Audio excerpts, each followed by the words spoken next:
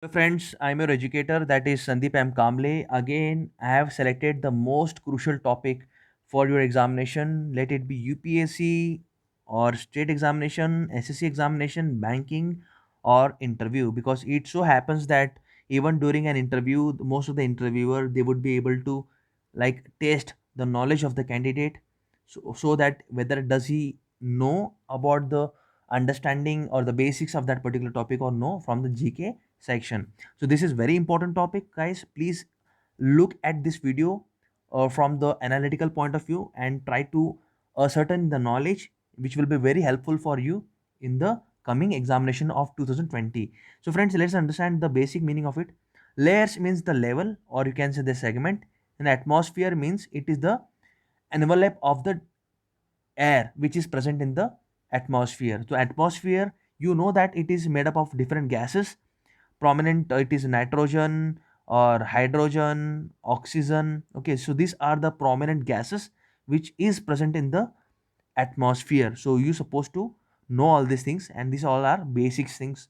And I know that you might have studied even during your school days about the facts and the truth about the layers of the atmosphere. Just understand this diagram, guys. See over here. So we would be understanding the altitude of the principal layer of the atmosphere. So these are the principal layer of the atmosphere. And also we would be understanding the electron density which is present in the atmosphere, which falls between the exosphere and the mesosphere. So that is very important. So these are the different images. So I would be able to explain to you one by one. So friends, let's go ahead. So before we move on to our main topic, we would like to congratulate the Turning Point Super 30, one of the reputed institute from Belgaum area, which falls in the North Karnataka, and the founder of it, that is Praveen Kumar. Because recently this institute has provided more than three promising candidates who made it to the NDA entry. So they made it to Indian Navy, Air Force, and Indian Air Force, and even Naval Force and armed forces. So these are the important defense forces. So few of the candidates from this particular institute they made it to it, and we would like to congratulate the Turning Point Super 30 batch. So let's move ahead. So friends, this is the diagram of the layer of the atmosphere. As you can see, the distance is upwarding. It is keep on increasing as we go upward, and these are the principal layer, that is troposphere, stratosphere, mesosphere, thermosphere, and exosphere. And here you can see the temperature. It is falling, it is stable, it is again falling, it is increasing, it is increased once again. So these are the different like movable instruments, or you can say the aircrafts or spacecraft which where it falls. Most of the aircrafts, you know that, guys, the aircrafts they travel in the stratosphere, because the stratosphere is the layer which is free of cloud, and most of the cloud which we see from the earth, that is near to the troposphere. So these are the facts and figure. So let us understand, guys, one by one about the topic. So this is the important topic, that is troposphere. The troposphere is very close to the earth's surface, and it extends from 8 kilometer to 14.5 kilometer high. So this is the range of the troposphere. By the way, guys, a troposphere, the term called tropo, it means tropical. Okay, from this particular term the word has been derived, and which means that the all, you can see that the all the weather phenomenon which changes in the atmosphere, it all happens in the first layer of the principal atmosphere, that is troposphere. Secondly, let us understand, second point is it is one of the most dense atmosphere. The dense means thick. It is very thick in the layer of the atmosphere. So if in the examination the examiner asks you that which is the most thickest layer of the atmosphere, you're supposed to tick mark the troposphere. And the last one, as you know that all the weather phenomenon, it happens in the troposphere. Like we see the cloud in the atmosphere, the cloud makes its present in the troposphere. So invariably that is the key points. So let's go ahead. So the second layer of the atmosphere is stratosphere. Okay, friends, the strato means the different sublayer or strata. Okay, that is the basic meaning. And you know the meaning of sphere. Sphere means surroundings. Okay, sphere means surrounding. So let us understand the distance. It goes beyond the troposphere, that is the stratosphere. It extends its distance or altitude, you can say, until 50 kilometer, which is nothing but 31 miles high. And you can see the ozone layer. You have ever heard about this term, that is ozone layer? Yes, I know that. The ozone layer is present in the stratosphere. Okay, don't forget that. So in the examination, if the question arises over there, where do we see, in which layer of the atmosphere do we able to see ozone layer? That is in the stratosphere. Don't miss out. And what does this ozone layer does? It absorbs the dangerous ultraviolet radiation which is produced by the sun. So ozone absorbs the dangerous ultraviolet radiation which is very harmful to the human, and it absorbed it, and okay, and it reflect back to the space. So that is the basic meaning of the stratosphere. All right, guys. And I already told you about the movement of the aircraft. Just go back once again. See over here, the aircraft travel in the stratosphere. Don't forget, okay. And one more thing, guys, about this troposphere, no, here the temperature decreases and the air pressure also decreases. So these are the two important variants you're supposed to keep in your mind. The temperature decreases and the air pressure also decreases. So let's move ahead. So in the stratosphere, what is happening out there? The temperature is risen up again and the air pressure is stable. Okay, the temperature is risen up and the air pressure is stable. So that is the reason this layer is also known as the cloudless layer of the atmosphere. So let's go ahead. So this is one of the important, the third layer, principal layer of the atmosphere, that is mesosphere. By the way, the term meso means middle. Okay, mesosphere, and it has its variation from above stratosphere, that is 50 kilometer to 85 kilometer, which is 53 miles high. And you can see that the most of the meteors or the big rocks which comes from the space, it burn in this layer. It burn up in this layer. Don't forget that, okay. It explode in this particular layer because of the high radiation and high temperature.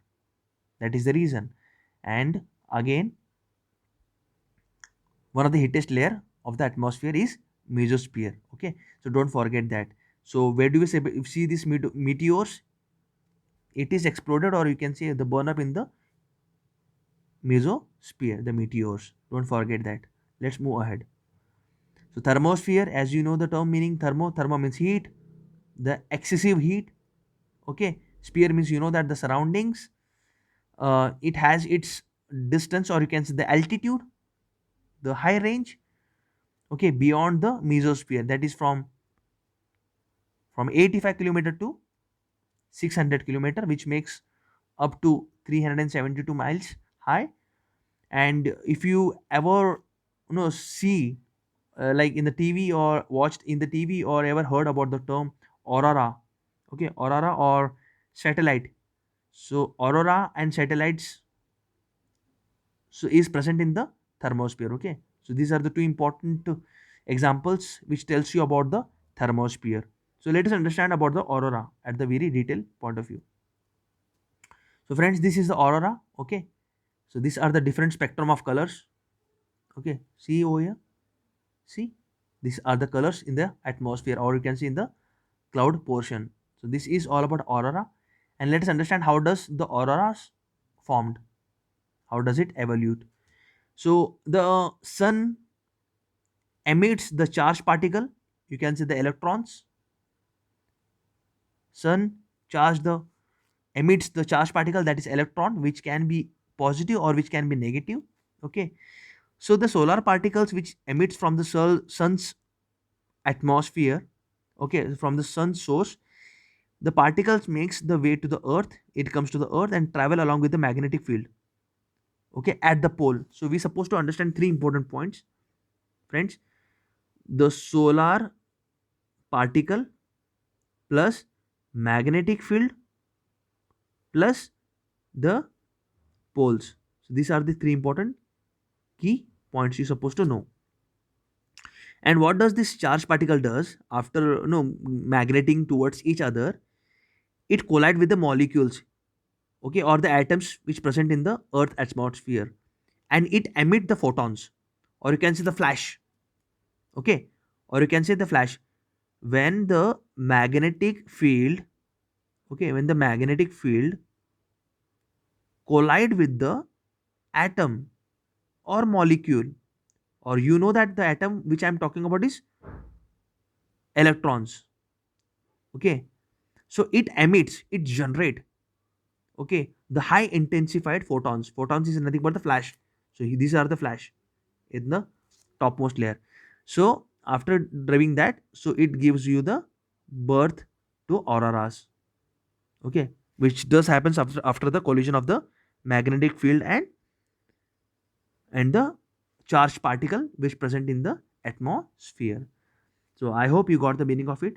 The sun is the main source of the charged particle, don't forget that, okay.